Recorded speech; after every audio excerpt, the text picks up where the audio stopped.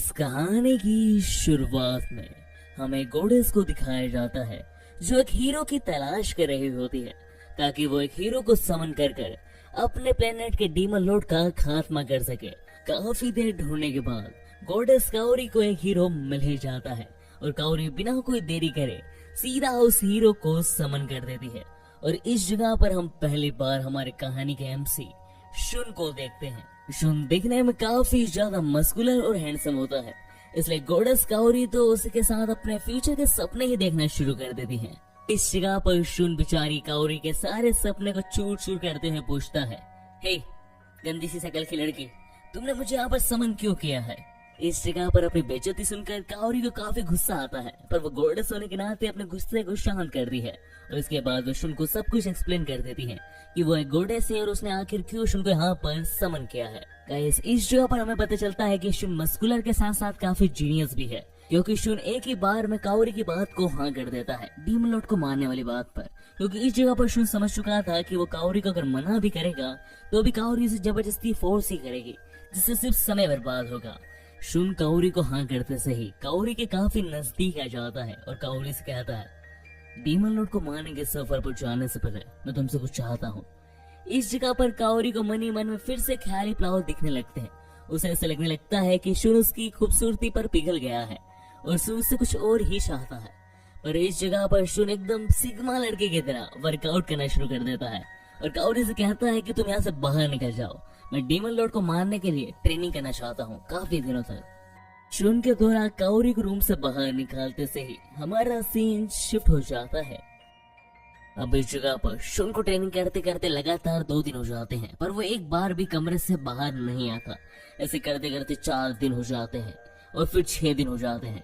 इस जगह पर काओरी धीरे धीरे कर बहुत ही ज्यादा फ्रस्ट्रेट होना शुरू हो जाती है। इवन धीरे धीरे कर 7 दिन भी हो जाते हैं। इस जगह पर काओरी का सब्र टूटने ही वाला होता है कि तभी शुन उसे बुला लेता है और शुन काओरी को बताता है कि उसकी अभी हाल फिलहाल में ट्रेनिंग पूरी हो चुकी है, अब वो लो लेवल डीमंस को शायद मार पाएगा। इस जगह पर काओरी सोचती है कि शुन का थोड़ा सा लेवल बड़ा होगा 3-4, पर जैसे ही काओरी देखती है कि शुन ने बस मामूली ट्रेनिंग कर 7 दिन में ही अपना लेवल 15 तक कर लिया है। शुन के लेवल को देखकर काओरी काफी ज्यादा हैरान होती है, क्योंकि इस लेवल रैंक के डीमंस का लेवल मात्र 66 होता है, यानी 66, और शुन ने आते से ही अपना लेवल 15 कर लिया है। इस जगह पर काओरी इस चीज से भी खुश होती है कि अब वो आखिरकार प्लेनेट को बचाने के लिए जा सकेंगे। इसके बाद काओरी एक टेलीपोर्टेशन पोर्टल ओपन करती है, जिसकी मदद से काओरी और शुन उस प्लेनेट पर पहुंच जाते हैं जिस प्लेनेट के डीमन लॉर्ड को शुन को हराना है। इस जगह पर काओरी ने शुन को एक लो लेवल टाउन में समन किया था ताकि यहाँ से शुन अपने इस प्लेनेट के सफर पे आगे बढ़ सके। इस जगह में उस टाउन में आते से शुन और काओरी को एक छोटी सी बच्ची मिलती है। उस छोटी सी बच्ची को शुन काफी ज्यादा पसंद आता है। वो छोटी सी बच्ची शुन को अपना बड़ा भाई मानने लगती है और वो शुन से बात करने की कोशिश करती है, पर शुन को छोटे बच्चे इतने कुछ खास पसंद नहीं होते। पर इसके बावजूद भी उस छोटी बच्ची के एक लकी चार्म को देने पर शुन उसे एक्सेप्ट कर लेता है। इसके बाद शुन से काओरी कहती है कि तुम्हें स्टोर से कुछ इक्विपमेंट्स खरीद लेने चाहिए। इस पर शुन भी कहता है, हाँ मैं भी यही सोच रहा था। इसके बाद काओरी शुन को इस प्लेनेट की कुछ करेंसी देती है, जिसे लेकर शुन एक वेपन स्टोर में जाता है। वेपन स्टोर में जाकर शुन कुछ आर्मर्स को देखने लगता है। इस जगह पर काओरी मन ही मन शुन की तारीफ करती है कि शुन कितना समझदार है, वो एक आर्मर लेने की सोच रहा है। इस जगह पर शुन दुकानदार से कहता है उसे 30 आर्मर चाहिए। इस पर काओरी पूछती, इतने क्यों चाहिए तुम्हें? इस पर शुन कहता है, डीमन लॉर्ड से जीतना इतना आसान नहीं होगा। मेरा अगर एक आर्मर खराब किया डीमन लॉर्ड ने तो मैं दूसरा यूज कर लूंगा, अगर उसने 10 खराब किए तो मैं 20 यूज कर लूंगा। मैं बस अपनी सुरक्षा रखना चाहता हूँ। इस पे काओरी कहती है, अच्छा ठीक है, बट अभी तुम छोटे लो लेवल डीमन से लड़ोगे तो अभी इतने ज्यादा आर्मर की जरूरत नहीं है, और जब डीमन लॉर्ड से हम लड़ने जाएंगे तब नया ले लेंगे। ये सब चीजें समझा कर जैसे तैसे कर काओरी शुन को एक आर्मर लेकर शॉप से बाहर लाती है। इसके बाद काओरी शुन से कहती है, वैसे तुम इस आर्मर में अच्छे लग रहे हो, अब हम चले लेवल 1 के मॉन्स्टर को हराने। इस पर शुन कहता है, मुझे तुम पर विश्वास नहीं है, तुम मुझे मरवाना तो नहीं चाहती ना? इस पे काओरी कहती है, मैं गोडेस हूँ, हेल गोडेस नहीं, मैं तुम्हें क्यों मरवाना चाहूंगी। एंड शुन, हमें डीमन लॉर्ड के मारने के सफर पर चलना चाहिए, हम वैसे ही बहुत लेट हो चुके हैं, चलो अब इस जगह पर काओरी क्या कहते से हमारा सीन शिफ्ट हो जाता है और हम अगले सीन में देखते हैं कि शुन और काओरी फील्ड में काफी आगे आ चुके होते हैं, जहाँ पर उन्हें एक मॉन्स्टर स्लाइम दिखता है लेवल 1 का, जिसे देखकर काओरी कहती है तुम इसे मारो, इसे तुम आसानी से मार दोगे, ये बहुत कमजोर है। पर शुन उस स्लाइम से थोड़ा सा संभल कर एक पत्थर के पीछे चला जाता है, जहाँ से वो स्लाइम की स्टेटिस्टिक देखने लगता है, जिसपे काओरी कहती है इससे कोशिश होने की कोई जरूरत नहीं है, तुम इसे आसानी से मार दोगे, इसे तुम एक छोटा सा हमला करो और मार दो। इस जगह पर शुन काओरी की बात मानकर हमला तो करता है, पर शुन उस स्लाइम के ऊपर छोटा हमला नहीं, एक बहुत ही खतरनाक हमला करता है, जिसकी वजह से वो स्लाइम एक ही हमले से टुकड़े टुकड़े में बढ़ जाती है। पर इस जगह पर शुन स्लाइम को पूरी तरह से मारने के लिए एक और हमला करता है, जिससे अगेन एक बहुत ही बड़ा ब्लास्ट होता है। इस चीज को देखकर काओरी शुन से कहती है ये तो एक छोटा सा लेवल 1 का प्यारा सा स्लाइम था, इसे तो तुम लकड़ी से भी मार सकते थे, इतने बड़े ब्लास्ट करने की क्या जरूरत थी। इस जगह पर शुन और काओरी की इसी बहस के बीच में वहां पर शुन के इस ब्लास्ट को देखकर एक लेडी आ जाती है, जो शुन और काओरी की तरफ काफी ज्यादा नेगेटिव ओरा से देख रही थी। इस जगह पर काओरी समझ जाती है कि ये एक डीमन है। यह समझते से ही काओरी उस डीमन से पूछती है तो मैं एक डीमन हो रहा। इस पे वो डीमन, जिसका नाम मकाने होता है, वो कहती है हाँ मेरा नाम है मकाने और मैं डीमन लॉर्ड की 4 पिलर में से एक डीमन हूँ। इस चीज को सुनकर काओरी काफी घबरा जाती है, इसका मतलब ये काफी ज्यादा स्ट्रॉन्ग डीमन है। इस जगह पर मकाने बताती है कि उसे पता लग चुका था कि हीरो यहाँ पर समन हो चुका है। इस जगह पर मकाने बताती है कि वो शुन को काफी समय से ढूंढ रहे थे और वो उसे यहाँ पर मिल चुका है। गाइस, इस जगह पर मकाने और डीमन लॉर्ड का प्लान ये होता है कि वो शुन को कम लेवल में ही मार देंगे, ताकि शुन उनके लिए इतना बड़ा थ्रेट ना बन सके। इस चीज को गोडेस काओरी भी समझ जाती है और वो शुन से कहने वाली होती है कि हमें यहाँ से भागना चाहिए। इस जगह पर काओरी जैसे ही ये शुन से बोलने ही वाली होती है कि काओरी देखती है कि शुन से पहले ही मकाने के लेवल शुन समझ चुका था, इसलिए वो उसे यहाँ पर छोड़कर भाग चुका है। अब काओरी भी शुन के पीछे भागना शुरू कर देती है।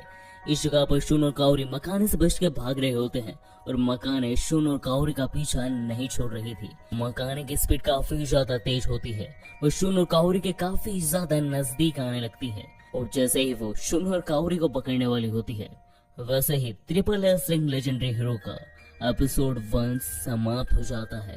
एपिसोड 2 की शुरुआत में काओरी और शुन मकाने से बचकर भाग रहे होते हैं, पर इस जगह पर मकाने शुन को यहीं पर मारना चाहती थी, इसलिए वो शुन के ऊपर हमला करना शुरू कर देती है।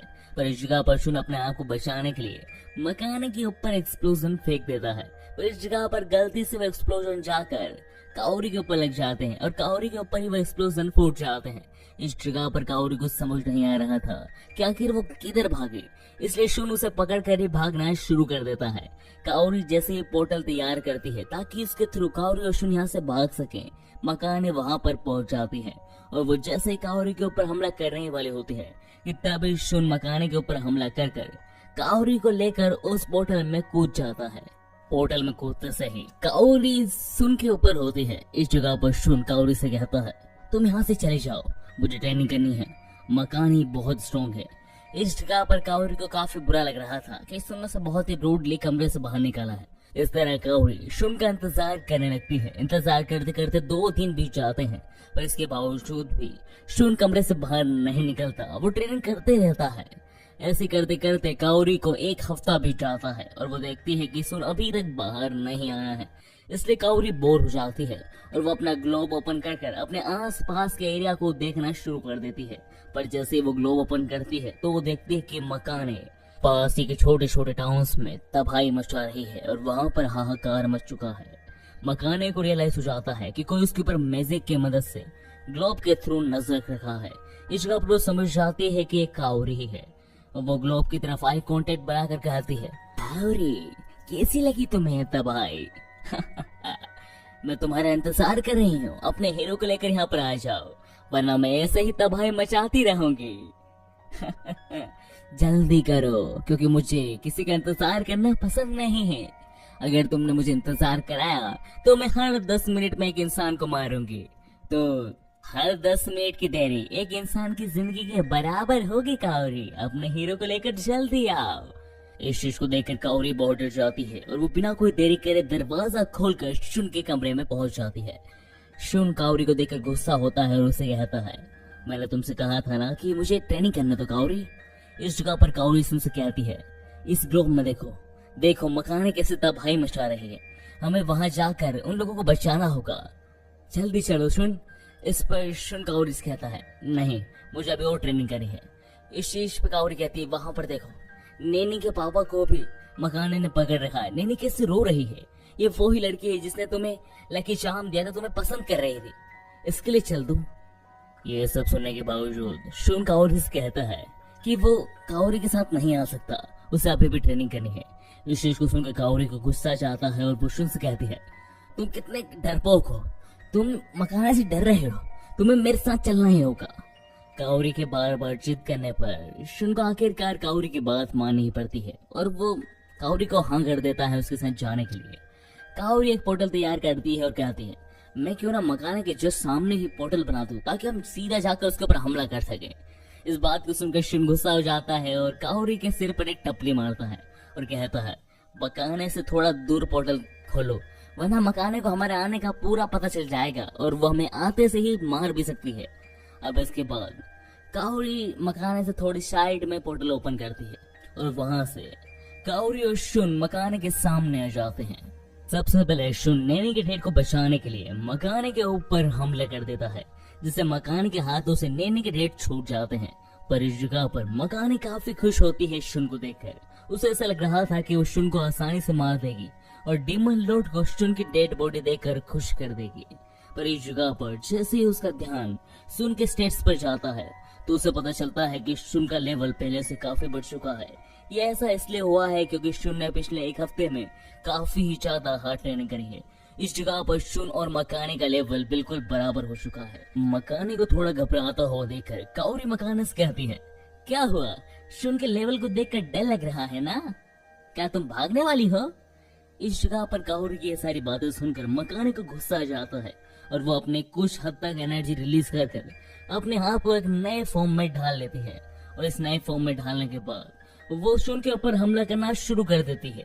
पर इस नए फॉर्म के बावजूद भी शुन बहुत ही आसानी से मकाने के हमलों को डोज कर पा रहा होता है, जिसे देखकर मकाने को समझ नहीं आ रहा था कि अगर शुन और मकाने का लेवल बिल्कुल बराबर है तो अब तो उसका लेवल और भी बढ़ चुका है, तो वो शुन को मार क्यों नहीं पा रही है।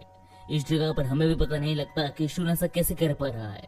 पर इस जगह पर मकाने बहुत ज्यादा गुस्से में आकर अपने फाइनल फॉर्म को अपने शरीर से बाहर निकाल देती है और मकाने का फाइनल फॉर्म एक बहुत ही बड़ा मॉन्स्टर होता है। मकाने अपने फाइनल फॉर्म में फुल पावर के साथ शुन के ऊपर हमला कर देती है, जिससे वहां पर एक बहुत ही बड़ा ब्लास्ट होता है। काउरी ये सब देखकर बहुत ज्यादा डर जाती है। उसे ऐसा लग रहा था कि उसकी गलती की वजह से शुन मारा गया। शुन ने तो मना किया था यहाँ आने के लिए। ये सब सोचकर काउरी अपने आप को ही गिल्टी मान रही होती है कि इसी बीच ब्लास्ट का सारा धुआं हटता है और काउरी देखती है कि शुन ने मकाने के फाइनल फॉर्म के अटैक को भी डिफेंस कर लिया है। इस जगह पर काउरी को समझ नहीं आ रहा था कि शुन ने ऐसा कैसे कर लिया, इसलिए काउरी शुन के स्टेट्स को दोबारा देखती है और वो देखती है कि शुन का लेवल तो बहुत ही ज्यादा है। इवन उसने तो अपने आगे वाले लेवल्स पर लोग भी लगा रखा है, यानी शुन का लेवल उसके स्टेट से काफी ज्यादा है। शुन ने जानबूझ के अपने लेवल और स्टेट्स को छुपा रखा है। इससे पहले कि मकाने को समझ पाती, मकाने देखती है कि शुन उसके ऊपर एंशिएंट मैजिक से हमला करने वाला है। इस जगह पर मकाने को समझ नहीं आ रहा था कि आखिर शुन एंशिएंट मैजिक का इस्तेमाल कैसे कर पा रहा है और उसने एक हफ्ते में एंशिएंट मैजिक कैसे सीखा। पर इस जगह पर इससे पहले कि मकाने को ये कुछ समझ आता, शुन अपने एक ही हमले से मकाने के शरीर के टुकड़े टुकड़े कर देता है। मकाने के खत्म होते से ही शुन को सीधा आकर काउरी गले लगा लेती है, पर शुन को काउरी से गले लगने में कोई दिलचस्पी नहीं होती, इसलिए वो काउरी को दूर करने लगता है।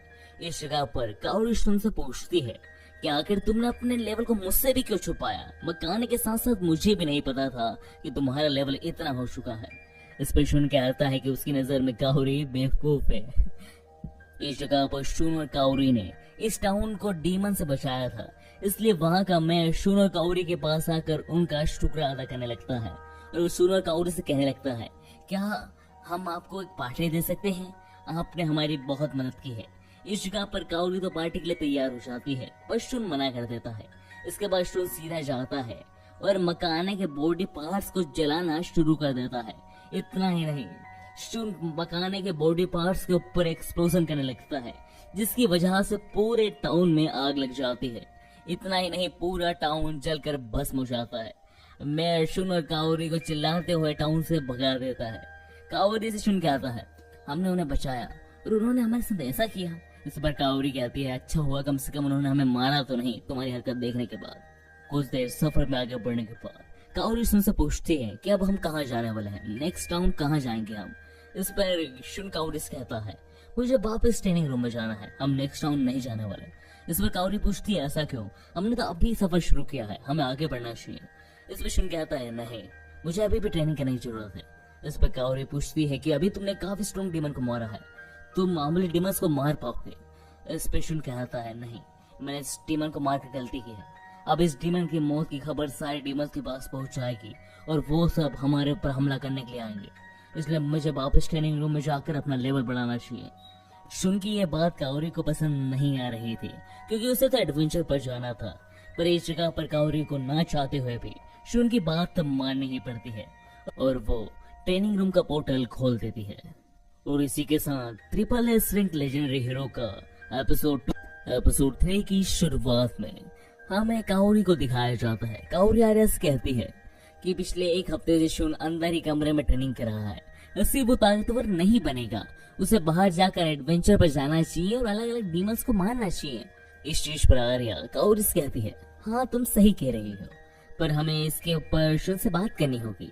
इधर काओरी और आर्या के बीच में बात चल रही होती है कि तभी शुन भी कमरे से बाहर आ जाता है और वो आर्या से कहता है कि मैं पिछले एक हफ्ते से ट्रेनिंग कर रहा हूँ, बट फिर भी मेरा लेवल नहीं बढ़ रहा है। इस जगह पर काओरी मन ही मन सोच रखती है कि इस जगह पर वो अगर शुन को बोलेगी बाहर जाकर ट्रेनिंग करने से उसका लेवल जल्दी बढ़ेगा तो वो मान जाएगा। पर इस जगह पर जैसे काओरी शुन से कहती है कि तुम्हें बाहर जाकर ट्रेनिंग करनी चाहिए, शुन काओरी से कहता है, नहीं जब तक मैं स्ट्रॉन्ग नहीं बन जाता मैं बाहर नहीं जाना चाहता हूँ। इस जगह पर काओरी तो पूरी हार मान जाती है, पर आर्या शुन से कहती है, अगर हम में से किसी गॉडेस ने या फिर गॉड ने तुम्हें हरा दिया, इसके बाद तो तुम बाहर जाना पसंद करोगे ना, क्योंकि उन सब ने भी बाहर ट्रेनिंग करके स्ट्रॉन्ग बने हैं। इस पर शुन एग्री हो जाता है, पर काओरी आर्या को साइड में जाकर बोलती है कि हम दोनों शुन को नहीं हरा पाएंगे। इस पे काओरी से आर्या कहती है, अरे चिंता मत करो, पास ही में डिवाइन गॉड है, वो ट्रेनिंग कर रहे हैं, हम शुन की उससे फाइट करा देंगे और उनके साथ ट्रेनिंग करा देंगे, तो डिवाइन गॉड तो शुन को आसानी से हरा देंगे। इस पे काओरी कहती है, हाँ डिवाइन गॉड काफी स्ट्रॉन्ग है, वो शुन को हरा देंगे। अब इस जगह पर काओरी और आर्या की बात पर शुन एग्री कर चुका था, इसलिए काओरी और आर्या सीधा शुन को डिवाइन गॉड के पास ले आते हैं। डिवाइन गॉड के ट्रेनिंग प्लेस पर आकर डिवाइन गॉड से आर्या परमिशन लेती है, क्या वो शुन को ट्रेन करेंगे। इस जगह पर डिवाइन गॉड काफी ओवर कॉन्फिडेंट होते हैं कि शुन उनके ट्रेनिंग को ज्यादा दिन तक नहीं झेल पाएगा, वो 1 या 2 दिन में यहाँ से भाग जाएगा। अब यह सोचकर वो इस चीज पर एग्री कर देते हैं और वो सीधा जाकर शुन से कहते हैं, तुम मेरी ट्रेनिंग को कितने दिन झेल पाओगे, 1 दिन या फिर 2 दिन या फिर 1 घंटे में ही भाग जाओगे। इस पर शुन कहता है, तुम चिंता मत करो, अब इस जगह पर मैं भागूंगा या फिर तुम भागोगे, ये तो ट्रेनिंग के आखिरी दिन ही पता चलेगा। शुन की इन बातों से काओरी थोड़ी घबरा जाती है और वो सोचती है कहीं शुन ओवर कॉन्फिडेंट तो नहीं है ना। अब इसी के साथ हमें नेक्स्ट डे का सीन दिखाया जाता है, जहाँ पर काओरी एक रेस्टोरेंट में होती है और वहीं पे उसे डिवाइन गॉड भी दिखते हैं। काओरी जाकर डिवाइन गॉड से पूछती है कि शुन कैसी ट्रेनिंग कर रहा है, जिसको डिवाइन गॉड कहते हैं, मैंने शुन को अंडर एस्टिमेट किया था, वो काफी स्ट्रॉन्ग है। डिवाइन गॉड के इन शब्दों के साथ हमें नेक्स्ट डे का सीन दिखाया जाता है, जहाँ पर फिर से काओरी डिवाइन गॉड से पूछती है कि शुन की ट्रेनिंग कैसी चल रही है, जिस पर डिवाइन गॉड फिर से कहते हैं, हाँ वो मेरे लेवल पर पहुंचने ही वाला है, बट वो पहुंच नहीं पाएगा। डिवाइन गॉड के इन शब्दों के साथ हमें नेक्स्ट डे का सीन दिखाया जाता है, जहाँ पर फिर से काओरी डिवाइन गॉड से पूछती है कि शुन की ट्रेनिंग कैसी चल रही है। इस पर डिवाइन गॉड कहते हैं, कल उसने मुझे सरपास कर लिया, बट मैं अभी अपने आप को कंप्रेस कर रहा हूँ, अपनी पूरी पावर इस्तेमाल नहीं कर रहा हूँ, क्योंकि मैं गॉड हूँ और वो इंसान है, मेरी पावर के सामने वो मर जाएगा। डिवाइन गॉड के इन शब्दों के साथ हमें नेक्स्ट डे का सीन दिखाया जाता है, जहाँ पर काओरी दूर से ही देख पा रही थी डिवाइन गॉड को। वो देख पा रही थी कि डिवाइन गॉड काफी डिप्रेस और दुखी लग रहे हैं, बट जैसे ही काओरी डिवाइन गॉड के पास जाकर शुन का नाम ही लेती है कि डिवाइन गॉड को इतना गुस्सा जाता है कि वो गिलास तोड़ देते हैं और वहां से चले जाते हैं। इसी सीन के साथ हमारा सीन फिर से नेक्स्ट डे पर शिफ्ट होता है और इस बार तो काउरी डिवाइन गॉड को किसी इंसान से छुपता हुआ देखती है। काउरी जैसे उनसे बात करने जाती है, डिवाइन गॉड कहते हैं, हे चुप, बिल्कुल चुप, वो मुझे ढूंढ लेगा, बिल्कुल चुप रहो यहाँ पर। इस जगह पर काउरी को समझ नहीं आ रहा था कि आखिर डिवाइन गॉड किससे छुप रहे हैं, वो तो खुद ही इतने ज्यादा स्ट्रॉन्ग है। इस जगह पर डिवाइन गॉड काउरी से कहते हैं, तुमने जो हीरो समन किया है वो पूरा साइको है। इस पर काउरी कहती है, हाँ ये बात तो मुझे भी पता है। इस पर डिवाइन गॉड बताते हैं कि तुमने जो हीरो समन किया है मैं उसे बहुत अंडर एस्टिमेट कर रहा था, वो तो पूरा पागल है, वो दिन भर ट्रेनिंग करता रहता है, मुझे रात में भी सोने नहीं देता, वो रात में भी हर कभी उठाकर मुझसे कहता है कि मुझसे लड़ाई करो। उसने मेरी नींद खराब कर रखी है एंड मेरा पूरी मेंटल स्थिति खराब कर दी है। उसे तुम अपने साथ ले जाओ, मैं उसे ट्रेन नहीं कर सकता, और वैसे भी वो मुझसे 3x स्ट्रॉन्ग बन चुका है। और अब वो मुझसे कह रहा है कि वो जब तक मुझे छोड़कर नहीं जाएगा जब तक वो मुझसे 100 गुना ज्यादा ताकतवर ना बन जाए। प्लीज काउरी मुझे बचा लो और तुम्हारे इस हीरो को तुम्हारे साथ ले जाओ। अब इससे पहले कि काउरी डिवाइन गॉड को कुछ जवाब देती, वहाँ पर सुना जाता है और वो डिवाइन गॉड से कहता है, मैंने तुम्हें खाना खाने का समय दिया था, अब खाना खाने के समय से ऊपर हो चुका है, चलो हमें ट्रेनिंग करने जाना है। इस जगह पर डिवाइन गॉड सुन से माफी मांगने लगते हैं और कहते हैं कि मैंने ट्रेनिंग छोड़ दी, ये देखो मैं अपनी स्वार्थ को भी नदी में फेंक रहा हूँ, मैं आज के बाद डिवाइन गॉड की पोजीशन पे नहीं रहूंगा, मैं उसे भी छोड़ रहा हूँ और ना मैं आज के बाद ट्रेनिंग करूंगा, प्लीज मुझे छोड़ दो यहाँ से। इस जगह पर तो काउरी भी हैरान में पड़ जाती है कि डिवाइन गॉड जो ट्रेनिंग के लिए इतने ज्यादा पॉपुलर थे उन्हें भी सुन ने परेशान कर दिया है। इन सब के बीच में वहां पर आर्या जाती है और आर्या काउरी से कहती है, हे तुम्हें स्टार गोडेस ने कुछ इमरजेंसी के लिए बुलाया है, जाओ और उनसे मिल लो। इसी के साथ सीन शिफ्ट होता है और हमें अगले सीन में दिखाया जाता है कि काउरी स्टार गोडेस के पास आ जाती है। स्टार गोडेस काउरी से कहती है, काउरी हमने डिसाइड किया था कि तुम्हें एक ऐसे टाउन में ट्रांसफर करें जहाँ पर तुम धीरे धीरे करके अपने साथ अपने और अपने हीरो का लेवल बढ़ाकर आगे बढ़ो, ताकि तुम धीरे धीरे करके डीमन लॉर्ड को मारने के सफर में आगे बढ़ो। पर तुम्हें अपने पहले ही टाउन में डीमन लॉर्ड के 4 कमांडर में से एक कमांडर माकिना मिल गई। यानी डीमन लॉर्ड को पता है कि हम क्या कर रहे हैं, हम सबके बीच में कोई ना कोई गद्दार है जो उन्हें सब कुछ इन्फॉर्मेशन भेज रहा है। इस जगह पर बहुत अच्छी किस्मत थी कि तुम और तुम्हारा हीरो बच गए, पर ऐसा अगली बार नहीं होगा, इसलिए तुम्हें बहुत ज्यादा सावधान रहना होगा, ठीक है काउरी। इस बात पर काउरी हाँ करती है। इसी के साथ स्टार गोडेस काउरी से कहती है कि हमने तुम्हारे 2 और नए साथी ढूंढे हैं जो तुम्हारे डीमन लॉर्ड को मारने के सफर में तुम्हारी मदद करेंगे, वो तुम्हें नेक्स्ट टाउन के चर्च में मिल जाएंगे। स्टार गोडेस की इस मदद पर काउरी उनका शुक्र अदा करती है और इसी के साथ काउरी शुन को लेने के लिए डिवाइन गॉड के प्लेस पर आ जाती है। पर वो वहाँ पर क्या देखती है कि बेचारे डिवाइन गॉड को शुन कुत्तों की तरह मार रहा होता है। इस चीज को देखकर काउरी शुन से कहती है, मुझे लगता है तुम्हारी ट्रेनिंग हद से ज्यादा हो गई है, अब हमें शुन आगे बढ़ना चाहिए नेक्स्ट टाउन की तरफ। इस पर शुन भी कहता है, हाँ वैसे भी ये गॉड बहुत कमजोर निकला, मैं बोर हो रहा हूँ। इस जगह पर शुन और काउरी नए सफर पर निकल जाते हैं और इधर मुझे डिवाइन गॉड के लिए सच में बहुत बुरा लग रहा है। खैर जस्टिस फॉर डिवाइन गॉड। इसी के साथ हमें नेक्स्ट सीन में दिखाया जाता है कि शुन और काउरी अपने नेक्स्ट टाउन में पहुंच जाते हैं, जहां पर काउरी और शुन देखते हैं कि उस टाउन के लोग वहां से जा रहे हैं। इधर शुन जाकर उनसे पूछता है कि आखिर आप टाउन से क्यों जा रहे हैं। इस पर टाउन के लोग बताते हैं कि यहाँ पर अनडेड आर्मी का हमला होने वाला है। यहाँ पर शुन को समझ नहीं आता कि अनडेड आर्मी क्या है, तो काउरी शुन को बताती है अनडेड यानी बेसिकली अर्थ की भाषा में ज़ॉम्बी, यानी वो लोग जो मरने के बाद भी जिंदा रहते हैं, जिन्हें कोई भी नहीं मार सकता। इस पे शुन पूछता है बट इन्हें मारने का कोई तो तरीका होगा। इस पे काउरी बताती है इन्हें मारने का सिर्फ एक तरीका है, इनके ऊपर होली वाटर गिरा दिया जाए, इसके थ्रू ही ये मर सकते हैं। यह सुन तो सही, काउरी से शुन कहता है चलो हमें कहीं जाना है। इसके बाद हम अगले सीन में देखते हैं ये शुन काउरी को होली वाटर की शॉप पर ले आता है, जहाँ पर शुन अपने सारे पैसे रखकर होली वाटर के शॉपकीपर से कहता है कि मुझे 1000 बोतल होली वाटर चाहिए। अब यह सुनकर काउरी कहती है क्या हम सारे पैसे बर्बाद करेंगे। इस जगह पर वो होली वाटर का शॉपकीपर कहता है इतने होली वाटर की बोतल मेरे पास नहीं है। इस पर शुन कहता है तो ऑर्डर करो, जल्दी बुलाओ यहाँ पर। इस पर काउरी कहती है नहीं शुन, हमें इतने होली वाटर की जरूरत नहीं है, सिर्फ 10 बोतल से हो जाएगा। इस जगह पर शॉपकीपर के पास भी इतनी होली वाटर नहीं थी, तो शुन 10 बोतल लेकर ही आ जाता है। होली वाटर लेने के बाद शुन और काउरी सीधा चर्च की तरफ आगे बढ़ने लगते हैं। कुछ देर बाद वो दोनों चर्च के पास पहुंच जाते हैं और जैसे ही वो चर्च का दरवाजा खोलते हैं वो अपने सामने चर्च के फादर को देखते हैं।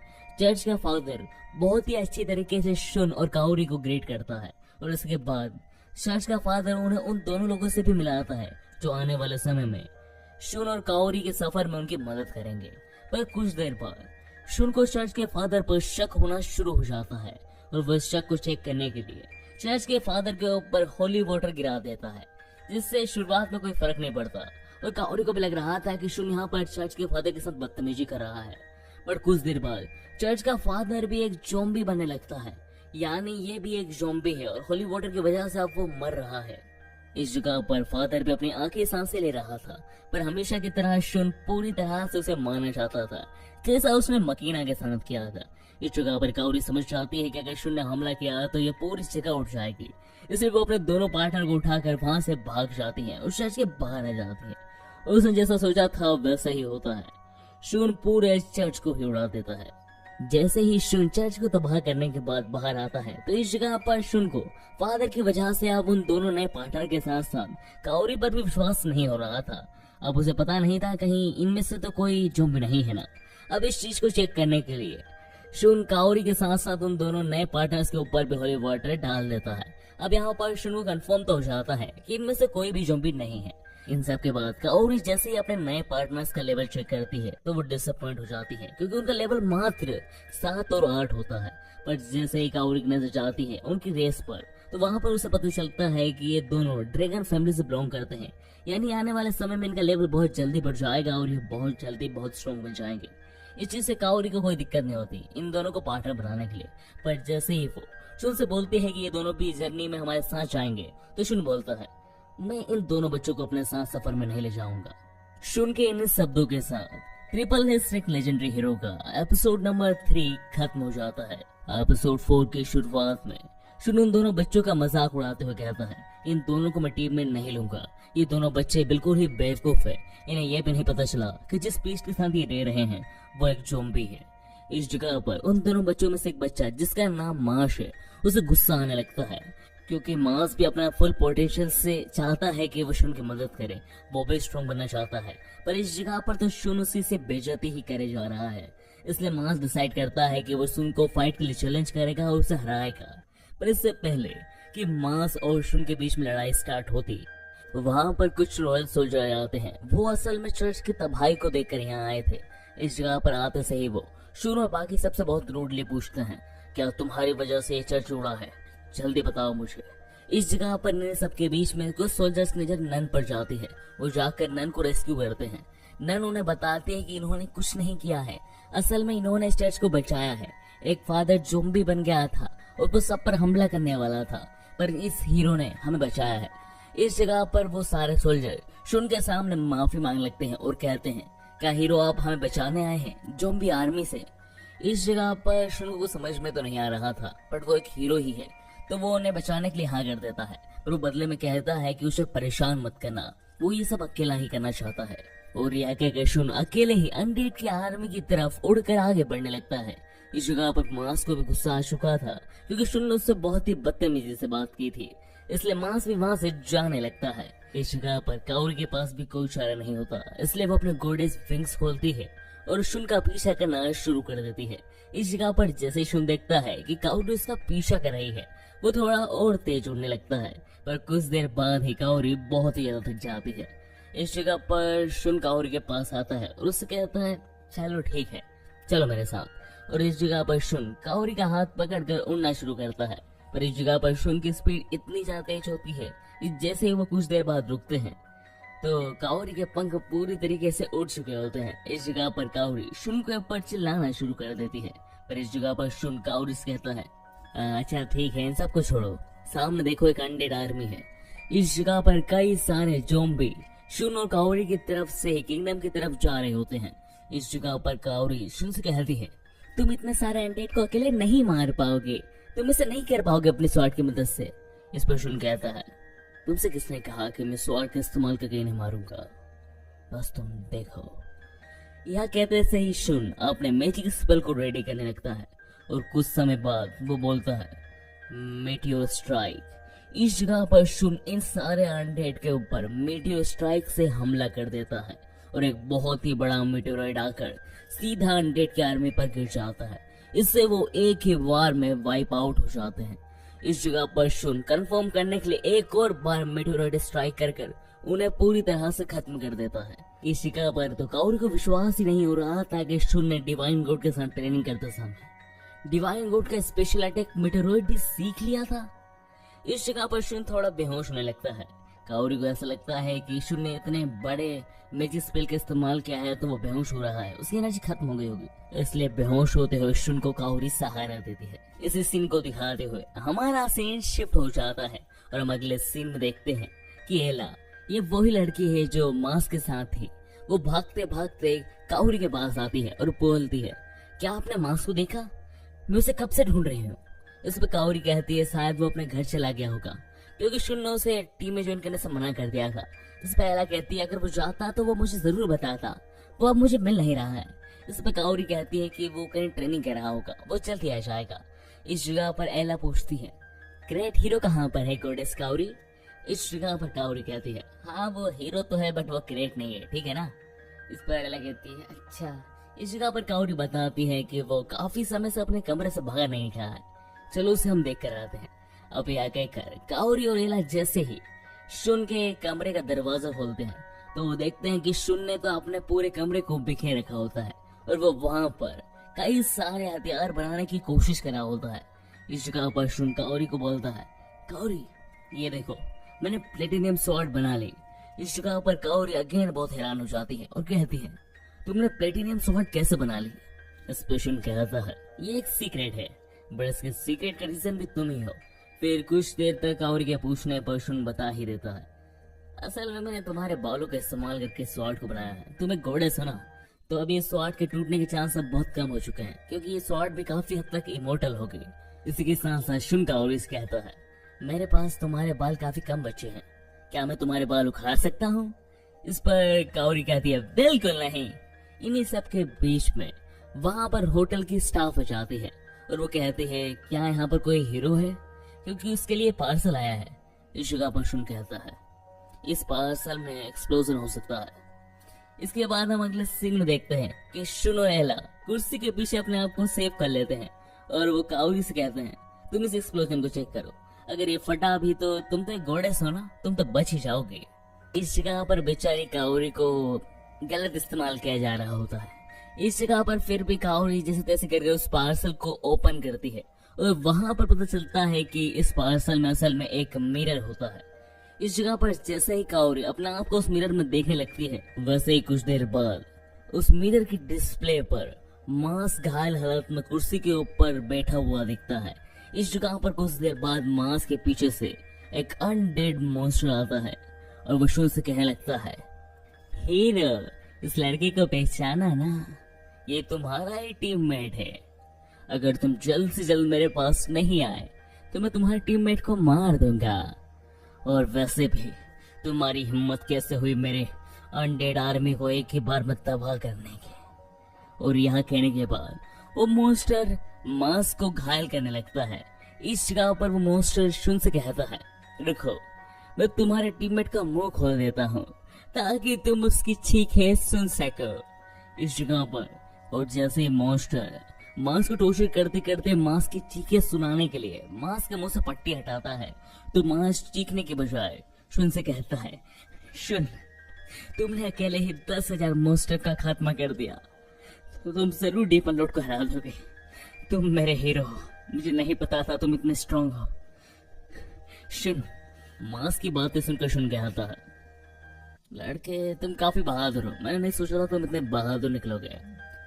मतलब तुम इतने बहादुर हो तो तुम मेरी टीम में आ सकते हो, मेरा सामान या फिर वेपन्स उठा लेना। अब तो मेरी टीम में आ चुके हो तो इसका मतलब मुझे तुम्हें बचाना ही होगा, तो ठीक है। और यह कहकर शुन अपनी स्वॉर्ड निकाल लेता है जो उसने बनाई थी, प्लेटिनियम स्वॉर्ड। इस जगह पर वो मॉन्स्टर कहता है, मैं बहुत दूर हूँ तुमसे, तुम इस मिरर के थ्रू तुम मुझे नहीं मार पाओगे। इस जगह पर शुन कहता है, ये एक प्लेटिनियम स्वॉर्ड है। और यह कहकर शुन उस मिरर के थ्रू अटैक कर देता है जो सीधा जाकर मॉन्स्टर के हाथ पर लगता है। इस जगह पर शुन की प्लेटिनियम स्वॉर्ड डायमेंशन के थ्रू भी हमला कर सकती है, क्योंकि शुन की जो गॉडेस है यानी काओरी, उसके पास भी डायमेंशन की पावर है। तो शुन की स्वॉर्ड में काओरी की बालों की वजह से डायमेंशन पावर आ चुकी है, यानी वो किसी भी डायमेंशन में हमला कर सकता है। अनडेड मॉन्स्टर के ऊपर हमला करते से ही शुन काओरी से कहता है, जल्दी से जल्दी स्टार गोडेस के कैसल पे पोर्टल ओपन करो। शुन के कहते से ही, मैं पोर्टल खोल दूंगी बट तुम उनसे बहुत इज्जत से बात करना, ठीक है ना? इस पे शुन कहता है, हाँ हाँ ठीक है। इसके बाद काओरी जैसे ही पोर्टल ओपन करते हैं, शुन और काओरी उस पोर्टल के अंदर जाते हैं। उनके सामने स्टार गोडेस बैठी होती है। इस जगह पर काओरी स्टार गोडेस को रिस्पेक्ट देने लगती है, पर शुन सीधा स्टार गोडेस से पूछने लगता है, क्या आप मुझे बता सकती हैं कि अनडेड मॉन्स्टर की लोकेशन क्या है? इस जगह पर शुन कहता है, मुझे नहीं लगता कि आपको पता नहीं होगा कि हमारे साथ क्या सिचुएशन है, इसलिए मैं आपको रिस्पेक्ट नहीं दे पा रहा हूँ। मुझे जल्द से जल्द मास्क बचाने जाना है, आप जरूर समझेंगी, क्योंकि आप तो गोडेस के भी गोडेस हो। आपको जरूर पता होगा अनडेड मॉन्स्टर की लोकेशन कहाँ पर है। इस पर स्टार गोडेस ज्यादा कुछ न कहते हुए उन्हें अनडेड मॉन्स्टर की लोकेशन बता देती है। जैसे ही स्टार गोड लोकेशन बताती है, वैसे ही हमारा सीन शिफ्ट होता है और हम दूसरी तरफ अनडेड मॉन्स्टर को देखते हैं, जो मास्क को मारने ही वाला होता है कि तभी शुन का फ्लेम ब्लास्ट आकर अनडेड मॉन्स्टर को लग जाता है। यानी लोकेशन पता करते से काओरी ने पोर्टल ओपन कर दिया था। इस जगह पर काओरी सीधा जाकर मास्क को हील करना शुरू करती है और दूसरी तरफ इधर अनडेड मॉन्स्टर और शुन के बीच में फाइट शुरू ही होने वाली थी।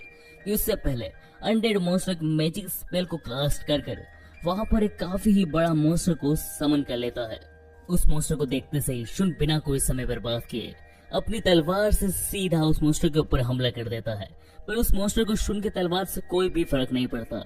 यह देखकर काओरी भी शौक हो जाती है और काओरी जैसे ही देखती है कि इस मॉन्स्टर का लेवल क्या है, तो उसे पता चलता है कि इस मॉन्स्टर का लेवल 4 है और ये मॉन्स्टर फायर रेसिस्टेंस है, यानी शुन का कोई भी हमला इसके ऊपर काम नहीं करेगा। इस जगह पर शुन अगेन उस मॉन्स्टर के ऊपर हमला करता है, जिससे उस मॉन्स्टर को फर्क पड़ता है। इस जगह पर शुन अपने स्वॉर्ड का इस्तेमाल करके कोई फायर हमला नहीं करता, वो अपने पंच के थ्रू उस मॉन्स्टर के ऊपर हमला करता है, जिससे उस मॉन्स्टर के ऊपर बहुत छोटा सा फर्क पड़ता है। यह देखकर अनडेड कहता है, हीरो तुम्हारे पंचेस का इसके ऊपर असर नहीं होगा, ये तुम्हारे लेवल से काफी ज्यादा है, तुम अपनी स्ट्रेंथ से इसे नहीं हरा पाओगे। इसी के साथ साथ तुम्हारे फ्लेम मैजिक से भी रेसिस्टेंस है। मुझे तुम्हारे टाइप के बारे में पता चल चुका था, ये तुम्हारे सारे फाइटिंग स्किल से रेसिस्टेंस है। इसकी कमजोरी सिर्फ स्नो है और तुम एक फायर टाइप मैजिशियन हो, तुम इसे कभी नहीं हरा पाओगे। जैसे ही शुन को पता चलता है कि इस मॉन्स्टर की वीकनेस क्या है, शुन अपनी टाइपिंग ही चेंज कर देता है और सीधा उस मॉन्स्टर के ऊपर हमला करता है, जिसकी वजह से वो मॉन्स्टर शुन के पंच से पूरा जम जाता है। इधर अनडेड मॉन्स्टर को भी समझ नहीं आता कि शुन ने स्नो मैजिक कैसे यूज किया। शुन अनडेड मॉन्स्टर से कहता है, क्या हुआ? अब तुम सोच रहे हो कि मैंने ऐसा कैसे किया? मैंने डिवाइन गॉड के साथ जब ट्रेनिंग की थी, तब मैंने चारों टाइप्स पे फुल कंट्रोल कर लिया था, फायर, स्नो, ग्रास, इलेक्ट्रिक। अब इस जगह पर इससे पहले कि वो मॉन्स्टर स्नो से बाहर निकलता, शुन उसके ऊपर अपने स्वॉर्ड से हमला कर उसके शरीर के टुकड़े टुकड़े कर देता है। शुन मॉन्स्टर के शरीर के टुकड़े टुकड़े करने के बाद शुन धीरे धीरे कर अनडेड मॉन्स्टर की तरफ बढ़ने लगता है। वो अनडेड मॉन्स्टर से कहता है लगता है डीमन लॉर्ड को मारने से पहले उसके फैलाए हुए कुछ कचरों को भी साफ करना होगा। और शुन के यहाँ कहते सही हमें सिर्फ अनडेड मॉन्स्टर की चीख सुनाई देती है और इस चीख के साथ triple S rank legendary hero का एपिसोड नंबर 4 भी समाप्त हो जाता है। एपिसोड 5 की शुरुआत में मार्स बेहोश पड़ा होता है। धीरे धीरे करके मार्स को होश आना शुरू होता है और जैसे ही मार्स होश में आता है, एला सीधा आकर मार्स के गले लग जाती है। मार्स को होश में आता हुआ शुन भी देख लेता है। शुन मार्स से कहता है, तो तुम होश में आ गए। इस जगह पर मार्स शुन से इतना ज्यादा इन्फ्लुएंस होता है कि वो उसे एज ए मास्टर ट्रीट करना शुरू कर देता है। शुन, मार्स, एला और काओरी से कहता है, हमें एक नए सफर पर निकलना है या फिर मैं ट्रेनिंग करूंगा। इस जगह पर मार्स शुन से कहता है, मास्टर, मैं डिवाइन ड्रैगन फैमिली से बिलोंग करता हूँ। मैंने एक स्टोरी पढ़ी है ड्रैगन सील्ड के बारे में और उस जगह को मैं जानता हूँ। मैंने सुना है कि उसे सिर्फ हीरो खोल सकते हैं, तो हमें वहां पर जाना चाहिए। हमें वहां पर कई तरह के वेपन मिल सकते हैं। इस जगह पर शुन कहता है, नहीं, मेरे पास वैसे ही प्लेटिनियम स्वॉर्ड है, काओरी दी गॉडेस के बाल से बने हुए, वो काफी स्ट्रॉन्ग है। इस जगह पर शुन को तो कोई दिलचस्पी नहीं होती, पर इस जगह पर काओरी को काफी ज्यादा दिलचस्पी होती है माइथोलॉजी और ओल्ड वेपन्स में। इस जगह पर वो शुन से कहने लगती है ऐसा भी तो हो सकता है कि वहां पर गॉड के वेपन से भी ज्यादा स्ट्रॉन्ग वेपन मिल जाए, जिससे तुम बहुत आसानी से डीमन लॉर्ड को मार सको। हमें वहां जरूर जाना चाहिए सुन। इस जगह पर शुन की कोई दिलचस्पी तो नहीं होती, बट वो कावरी को हाँ कर देता है। पर इस जगह पर वो कहता है कि अगर इतनी स्ट्रॉन्ग जगह है तो उसके लिए हमें भी स्ट्रॉन्ग बनना होगा। पहले हम ट्रेनिंग करेंगे कुछ दिनों की एंड देन हम वहां जाएंगे। शुन की इस बात पर कावरी भी एग्री कर देती है, क्योंकि मास और एला काफी वीक हैं, ऐसे तो उन्हें कोई भी मॉन्स्टर मार सकता है। यह सोचकर कावरी एग्री कर देती है। कावरी के एग्री करते से ही हमारा सीन शिफ्ट हो जाता है और हम अगले सीन में देखते हैं सुन, कावरी, एला और मास चारों के चारों रेस्टोरेंट में जाते हैं। यहाँ पर शुन डिवाइन गॉड को ढूंढ रहा था। इस जगह पर जैसे ही शुन डिवाइन गॉड को ढूंढकर डिवाइन गॉड के पास जाता है तो डिवाइन गॉड शुन को देखकर बहुत डर जाता है, क्योंकि पिछली बार शुन के साथ ट्रेनिंग का एक्सपीरियंस डिवाइन गॉड के लिए सही नहीं रहा था। इसलिए डिवाइन गॉड शुन से कहता है, मैंने स्वॉर्ड्समैनशिप छोड़ दी है और मैं अब तुम्हें ट्रेन नहीं कर सकता और अब तुम मुझसे बहुत ज्यादा स्ट्रॉन्ग बन चुके हो। इस जगह पर शुन कहता है, नहीं नहीं, मैं तुमसे ट्रेनिंग लेने नहीं आया हूँ, मैं इस बच्चे को लेकर आया हूँ तुमसे ट्रेनिंग करवाने के लिए। शुरुआत में तो डिवाइन गॉड को मास के ऊपर शक होने लगता है, कहीं मास शुन की तरह तो नहीं है ना। पर प्रॉपर्ली मास को चेक करने के बाद डिवाइन गॉड को पता चलता है कि शुन एक बहुत ही हाई ब्लड लाइन से बिलोंग करता है, बट इस समय मास का लेवल काफी कम है। इस जगह पर मास के हाई ब्लड लाइन को देखकर डिवाइन गॉड मान जाते हैं। इसके बाद शुन और कावरी एला को एक फ्लेम गॉडेस के पास लेकर आते हैं, जो एला को मैजिक सिखाएगी। एला को ट्रेनिंग पर छोड़ने के बाद शुन और कावरी एक ऐसे गॉड को ढूंढने लगते हैं जो शुन को ट्रेन कर सके। इसी दौरान गलती से कावरी the god of destruction Valkyrie से जाकर टकरा जाती है। इस जगह पर वेलकेरी काफी ज्यादा गुस्सा हो जाती है और कावरी को पकड़कर उठा लेती है। इस जगह पर वो कावरी का मजाक बनाकर उसे छोड़ देती है। इस जगह पर शुन कहता है, वो तुमसे इतनी बदतमीजी कर रही थी, तुम भी तो एक गॉडेस हो। इस जगह पर कावरी कहती है, वो गॉड ऑफ डिस्ट्रक्शन है, उसे ऐसा गुस्सा आता रहता है और वो काफी ज्यादा पावरफुल है। इस जगह पर जैसे शुन को पता चलता है कि वेलकेरी काफी ज्यादा स्ट्रॉन्ग है, शुन को दिलचस्पी जाती है कि वो वेलकेरी से ही ट्रेनिंग लेगा। जैसे ही शुन कावरी को ये बताता है कि वो वेलकेरी से ट्रेनिंग लेने वाला है, इस आइडिया को सुनते से ही कावरी साफ साफ शुन को मना करने वाली होती है। पर इससे पहले ही कावरी देखती है कि शुन वेलकेरी के पास पहुंच चुका है और वेलकेरी शुन से पहले ही गुस्सा हो चुकी है। वेलकेरी शुन को पकड़कर पूछती है, तुम यहाँ क्या कर रहे हो इंसान, कमजोर कहेंगे, मेरे पास आने की हिम्मत भी कैसे हुई। इस पे शुन कहता है, मैं कमजोर नहीं हूँ और मैं आपसे ट्रेनिंग लेना चाहता हूँ। इस पे वेलकेरी कहते हैं, मैं एक मामूली से इंसान को ट्रेनिंग देकर अपना समय बर्बाद करूंगी। नहीं, मैं अभी तुम्हें खत्म कर देती हूँ। इस जगह पर वेलकेरी इससे पहले कि शुन को जान से मारती, इस मतभेद के बीच में गॉडेस आर्या जाती है और गॉडेस आर्या वेलकेरी को समझाने लगती है कि ये हीरो बहुत ज्यादा इंपॉर्टेंट है, ये एक एस लेवल डीमन लॉर्ड को हराने के लिए समन हुआ है और ये गॉडेस कावरी का हीरो है, तो प्लीज इसे छोड़ दो। इस जगह पर गॉडेस आर्या का लेवल काफी ज्यादा होता है, इसलिए गॉडेस आर्या के कहने पर वेलकेरी ना चाहते हुए भी शुन को छोड़ देती है। इस जगह पर वेलकेरी के जाने के बाद गॉडेस आर्या शुन को समझाती है कि गॉड ऑफ डिस्ट्रक्शन वेलकेरी से जितना ज्यादा हो सके उतना दूर रहो।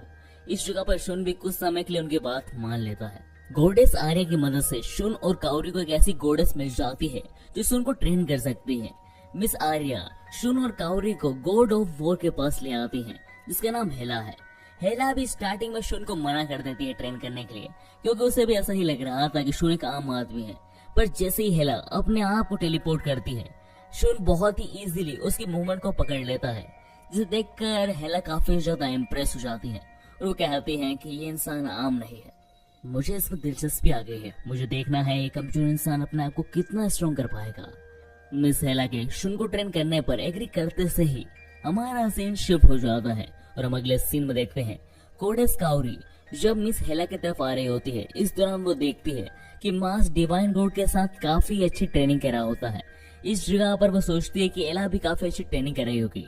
इस जगह पर उसे बस सुन की ही चिंता हो रही थी, पर जैसे ही वो मिस हेला के पास जाती है तो वो देखते हैं कि मिस हेला अपने रूम से थोड़ी बाहर आ रखी है। इस जगह पर मिस हेला बताती है कि मैं कुछ देर का ब्रेक ले रही हूँ, शुन अभी भी ट्रेनिंग कर रहा है। इस जगह पर कावरी थोड़ा अच्छा फील करती है कि शुन मिस हेला को परेशान नहीं कर रहा है।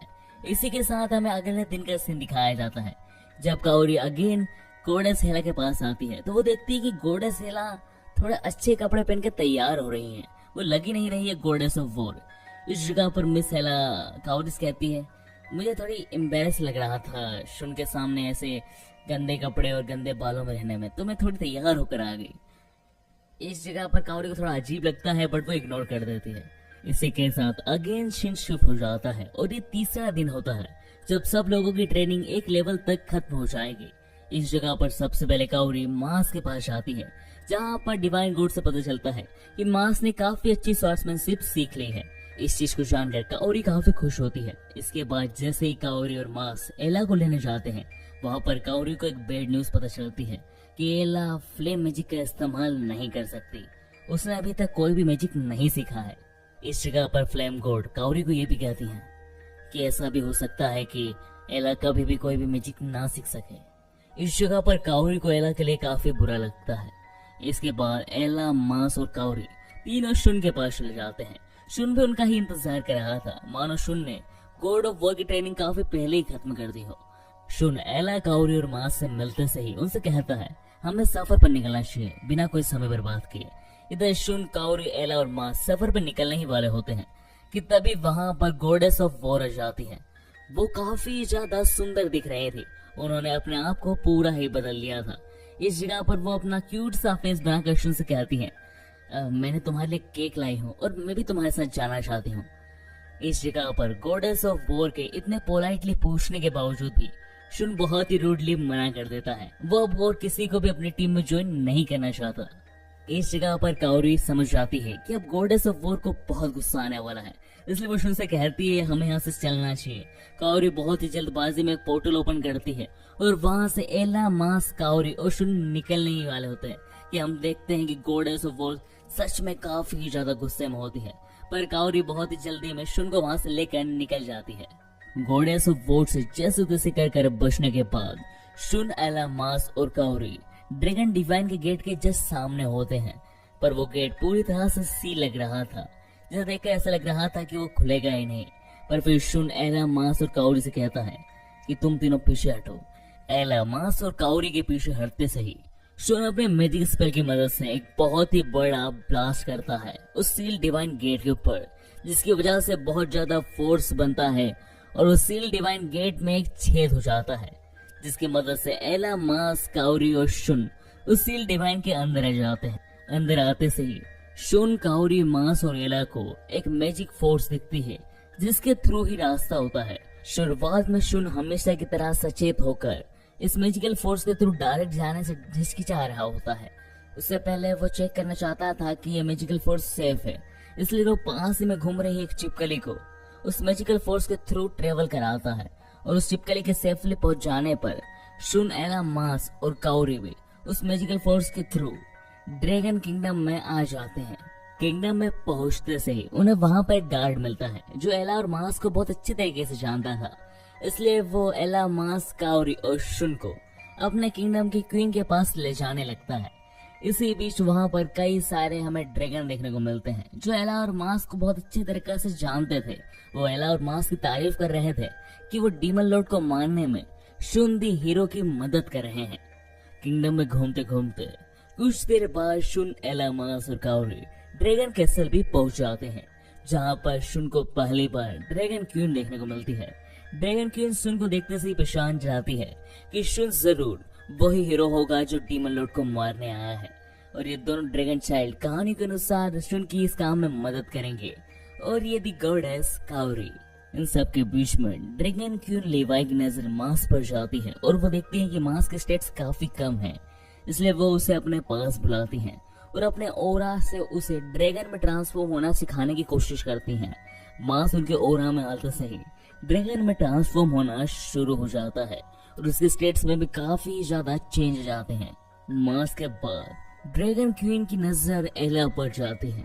वो एला को भी बुलाती हैं, पर इस जगह पर वो एला की पावर बढ़ाने की बजाय वो एला से कहती हैं तुम्हें अपने आप को सेक्रीफाइस करना होगा, तुम्हारी डेस्टिनी में यही लिखा है। तुम अपने आप को सेक्रीफाइस करोगी तभी हीरो को एक ड्रैगन स्वॉर्ड मिल पाएगी, जिसकी मदद से वो डीमन लॉर्ड को मार पाएंगे। तुम अपने आप को सेक्रीफाइस करोगी ना? इस जगह पर एला पूरी तरह से परेशान हो जाती है। इस बात को सुनकर शुन भी हैरान हो जाता है। एला के सेक्रीफाइस की शॉकिंग खबर के साथ ही legendary triple S rank hero का एपिसोड नंबर 5 भी समाप्त हो जाता है। एपिसोड 6 की शुरुआत में एला काफी ज्यादा परेशान दिख रही थी। मानो उसके आंखों में साफ साफ दिख रहा है कि वो मरना नहीं चाहती। इस जगह पर एला को दिखाते हुए ही हमारा सीन नाइट पर शिफ्ट हो जाता है, जहाँ पर पूरे ड्रैगन किंगडम में रिचुअल की तैयारियां चल रही थी, यानी आज एला को सेक्रीफाइस किया जाएगा। इसी बीच हमारा सीन शुन और बाकी सब पर जाता है, जहाँ पर उन सबके पास छोटे से बच्चे आते हैं। वो मांस और गोर्डस को बिस्किट देने की कोशिश करते हैं। साथ ही में शुन को मांस और गोर्डस क्यूट से बच्चों को देखकर बिस्किट खा लेते हैं, पर इस जगह पर शुन को इन बिस्किट में थोड़ी गड़बड़ दिख रही थी, इसलिए बस वो खाने का नाटक करता है। इसी बीच हमारा सीन जाता है एला पर, जिसे सेक्रीफाइस रिचुअल के लिए तैयार करके लाया जा रहा था। एला के फेस पे साफ साफ देखने को मिल रहा था कि उसका बिल्कुल भी मन नहीं है अपने आप को सेक्रीफाइस करने का। वो अभी भी जिंदगी जीना चाहती है, पर इस जगह पर ड्रैगन सिपाही उसे जबरदस्ती खाई में फेंकने के लिए आगे धकेलने लगते हैं। इस जगह पर शुन को भी रियलाइज हो जाता है कि एला ये सब नहीं चाहती है, इसलिए शुन बिना कोई देरी करे एला को बचाने के लिए एला के पास हो जाता है। इस जगह पर सिपाही उसे मना करते हैं, पर शुन उन्हें धक्का देकर साइड कर देता है। इस जगह पर ड्रैगन क्वीन गुस्सा में आ जाती है और कहती है, तुम इस रिचुअल को खराब नहीं कर सकते, तुम एक हीरो हो, तुम्हें उस ड्रैगन स्वॉर्ड की जरूरत है।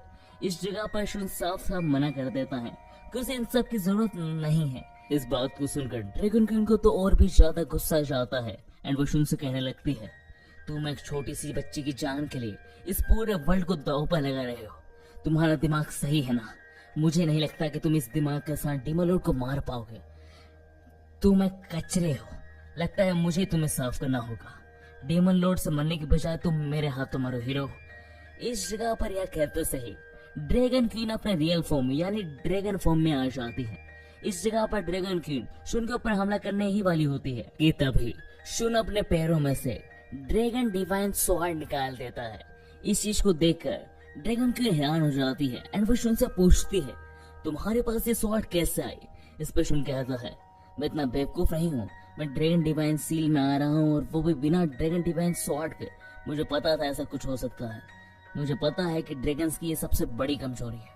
इस चीज को देखकर शुरुआत में ड्रैगन क्वीन थोड़ा सी हिचकिचाती है, बट वो फिर शुन के ऊपर अपना फॉर्म बढ़ाकर हमला करना शुरू करती है। एक स्वॉर्ड से काम ना होता हुआ देखकर शुन एक और स्वॉर्ड निकाल लेता है, जिसे देखकर ड्रैगन क्वीन फिर से पूछती है, तुम्हारे पास कितनी स्वॉर्ड है? इस पर शुन बताता है कि मेरे पास 3 स्वॉर्ड है, मेरे 3 हाथ नहीं है, वरना मैं तीनों स्वॉर्ड से तुम्हारे ऊपर हमला करता। अब इसके बाद शुन अपनी दोनों स्वॉर्ड से धीरे धीरे कर ड्रैगन क्वीन को उसी खाई की तरफ धकेलने लगता है।